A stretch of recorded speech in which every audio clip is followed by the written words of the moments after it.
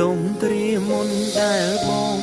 តែងទុកឲ្យអូនយំម្នាក់ឯងមិនចេញបារម្ភខ្លាចក្រែង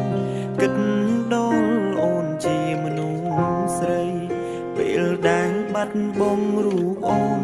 ទើបដឹងថាស្ងួនមានដំឡៃអាចទេចង់សុំឲ្យថ្លៃត្រឡប់មកក្បែរបងឆ្នាំនេះមិនដូចឆ្នាំមុនទេបងត្រូវនៅឆ្លងឆ្នាំម្នាក់ឯងគ្មានអូនកាន់ដៃប្រឡែងមើលកំជួចជាមួយគ្នាឡើយបានត្រឹមងើយក្បាលសុំលឹងមេទឹកភ្នែកបងក៏ហូរឥតស្បើយចង់ទាញវេលាថយក្រោយ